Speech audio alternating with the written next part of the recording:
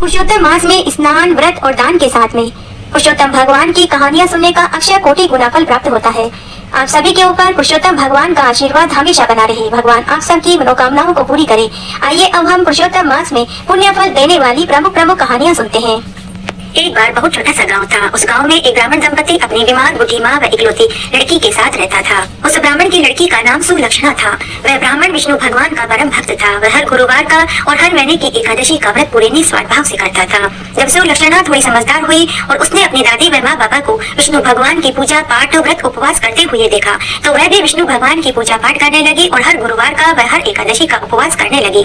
जब उसकी लगन को उसके माता पिता व दादी ने देखा तो उन्हें बहुत खुशी हुई। इस प्रकार उनका समय बहुत अच्छे से बीत रहा था, लेकिन होने को कुछ और ही मंजूर था। तब एक दिन सुलक्षणा की माँ एक अज्ञात बीमारी से चल बसी। ब्राह्मण और उसकी माँ और बेटी के ऊपर दुखों का पहाड़ टूट पड़ा। तब एक दिन परिवार वालों के दबाव में आकर ब्राह्मण ने दूसरा विवाह कर लिया।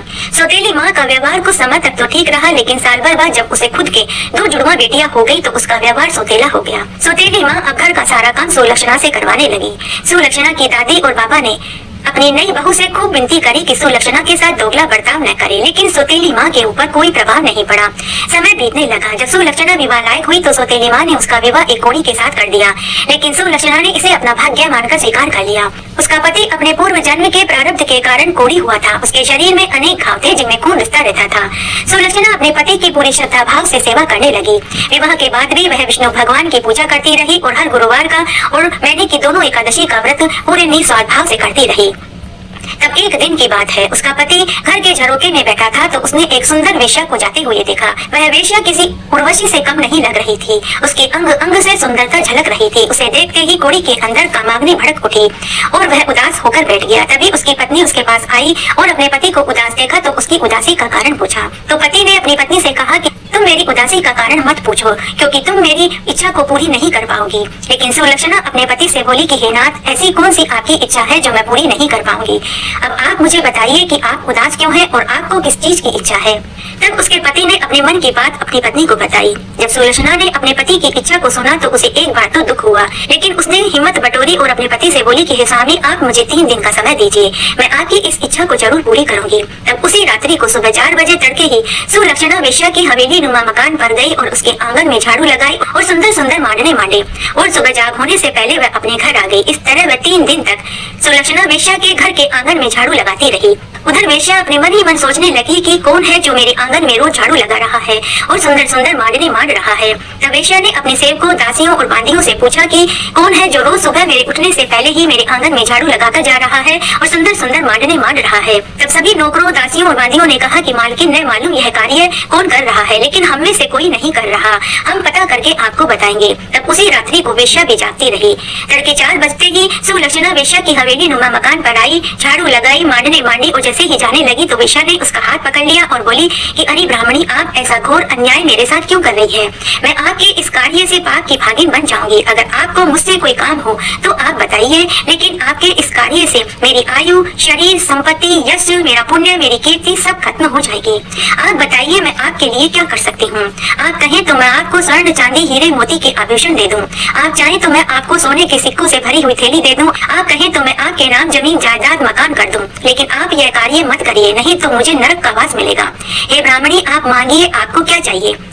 तब सुलक्षणा ने डरते डरते अपने पति की इच्छा वाली बात वेश्या को बताई और बोली कि मेरा पति एक रात्रि आपके साथ सोना चाहता है। तब वेश्या मन ही मन सोचने लगी कि अगर इसका पति साधारण होता तो कोई परेशानी नहीं थी, लेकिन एक कोढ़ी के साथ मैं एक रात कैसे सोऊंगी। लेकिन कुछ सोचकर वेश्या ने ब्राह्मणी से कहा कि हे ब्राह्मणी, जब आप इतना बड़ा दिल करके अपने पति को मेरे साथ सोने की इजाजत दे सकती हैं तो फिर मुझे भी बड़ा दिल रखना होगा। हे ब्राह्मणी, आप आज रात्रि को अपने पति को मेरी हवेली पर ले आना। तब सुलक्षणा ने वेश्या को धन्यवाद दिया और घर आई और अपने पति को पूरी बात बताई तो उसके पति को बहुत खुशी हुई।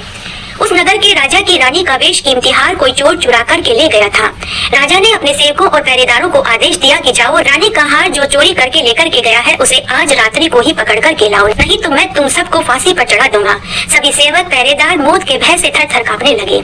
सभी पहरेदार और सेवक उस चोर को पकड़ने के लिए नगर में जगह जगह घूमने लगे। तब उन्हें वन में एक साधु संत जो अपने पूरे शरीर पर धूनी रमाए हुए था, तपस्या कर रहा था, वह मिला। सेवकों और पहरेदारों ने सोचा कि हम इसे ही चोर बना करके राजा के सामने पेश कर देते हैं ताकि हम फांसी से बच सके। तब सेवकों ने उसे पालकी सहित उठाया और राजा के पास ले गए और बोले कि हे महाराज, ये वही चोर है जिसने रानी का वेश कीमती हार चुराया था।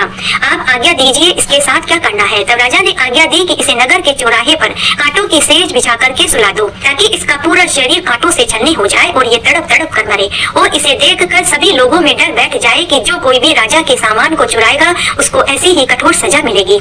सेवकों ने ऐसा ही किया। उधर सुलक्षणा पूरी रात जागती रही। अर्धरात्रि के बाद उसने अपने पति को जगाया और कहा कि ये स्वामी उठिए, हमें वेश्या की हवेली पर चलना है। तो कोड़ी ने अपनी पत्नी से कहा कि मेरा शरीर बहुत गर्म है, मैं न उठ सकता हूँ न हिल सकता हूँ, मैं तो चलने में असमर्थ हूँ। तब सुलक्षणा ने अपने कोड़ी पति को पीठ पर लादा और वेश्या की हवेली की ओर चल दी। जल्दी जल्दी चलते चलते अंधेरे में कोड़ी का पांव उसी साधु संत की मरण शैया को लग गया। वह पहले से ही दर्द में तड़प रहा था। कोड़ी का पांव लगते ही वह दर्द से सिहर उठा और उसने शाप दिया कि जिसने मुझे इतनी असहनीय पीड़ा पहुंचाई है वह सूर्य उदय होने से पहले राख के ढेर में बदल जाए। जब सुलक्षणा ने सुना तो उसे बहुत दुख हुआ। जब सुलक्षणा ने एक साधु के द्वारा दिए हुए शाप को अपने पति के लिए सुना तो उसने उसी क्षण भगवान विष्णु से प्रार्थना करी कि हे विष्णु भगवान, अगर मैंने पूरे निस्वार्थ भाव से गुरुवार का और एकादशी का व्रत किया है तो सूर्य उदय होए ही नहीं। ऐसा कहकर सुलक्षणा अपने पति को वेश्या के पास ले गई। उसके बाद वेश्या एक रात्रि उसके पति के साथ सोई और उसके पति को संतुष्ट कर दिया। उसके बाद सुलक्षणा अपने पति को वापस अपनी पीठ पर लाद कर घर ले आई। इस तरह 3 दिन निकल गए लेकिन सूर्य उदय हुआ ही नहीं। आकाश, पाताल, पृथ्वी पर सभी जीव जंतु, जिनावर, पशु पक्षी, इंसान, देवता, किन्नर, यक्ष, राक्षस, साधु, संत, पंडित, महात्मा सभी हैरान परेशान हो गए कि ये कैसा अद्भुत समय उपस्थित हो गया है। सभी के साथ त्रिलोक के सभी देवता भी चकित हो गए। तब ब्रह्मा, विष्णु, महेश सभी देवताओं का सिंहासन डोल पड़ा। तभी नारद मुनि वहाँ आए और सभी देवताओं से बोले कि हे देवताओं, मृत्युलोक में एक पतिव्रता नारी ने अपने पति को बचाने के लिए गुरुवार और एकादशी के पुण्य को अपने पति को सौंप दिया और सूर्य उदय होने से रोक दिया। तब सभी देवताओं ने विष्णु भगवान से विनती करी कि अब आप ही इस संकट से सबको बचा सकते हैं। तब विष्णु भगवान गरुड़ पर सवार होकर सुलक्षणा के घर के आंगन में उतरे। भगवान विष्णु सुलक्षणा को तो दिखाई दे रहे थे लेकिन कोड़ी को भगवान के दर्शन नहीं हुए। तब सुलक्षणा भगवान विष्णु के चरणों में गिर पड़ी। तब भगवान विष्णु ने सुलक्षणा से कहा कि हे कल्याणी, तुम वरदान मांगो, मैं तुम्हें वरदान देने के लिए आया हूँ। मैं तुम्हारी पूजा, सेवा और व्रत से संतुष्ट हुआ, लेकिन तुम सूर्य को शाप से मुक्त करो। तुम्हारे इस शाप से संपूर्ण चराचर, पशु पक्षी, इंसान सभी मृत्यु को प्राप्त हो जाएंगे। तब सुलक्षणा बोली कि हे भगवान, मेरे पति ही मेरे सब कुछ है, मेरे पति से बढ़कर मुझे और कुछ नहीं चाहिए। अगर सूर्य उदय हो गया तो मेरे पति साधु के शाप से राख के ढेर में बदल जाएंगे। तब विष्णु भगवान ने सुलक्षणा को वरदान दिया कि हे कल्याणी, मैं तुम्हें वरदान देता हूँ कि सूर्य उदय होने पर तुम्हारा पति मृत्यु को प्राप्त नहीं होगा। अब तुम अपने दिए हुए शाप को वापस ले लो। तब सुलक्षणा ने अपने कहे हुए वाक्य वापस लिया और उसी क्षण सूर्य उदय हो गया। सभी चराचर जगत के प्राणियों ने सुकून की सांस ली तो देवताओं को भी संतुष्टि प्राप्त हुई। भगवान विष्णु ने सुलक्षणा को वरदान दिया कि तुम्हारा पति सुंदर, बलवान, धनवान, कंचन जैसी काया वाला होगा और तुम्हें 7 पुत्र होंगे। तुम इस संसार के सभी सुखों को प्राप्त करोगी और तुम्हारा पति का कोढ़ दूर हो जाएगा। उसे सुंदर, निरोगी, कंचन जैसी काया प्राप्त होगी।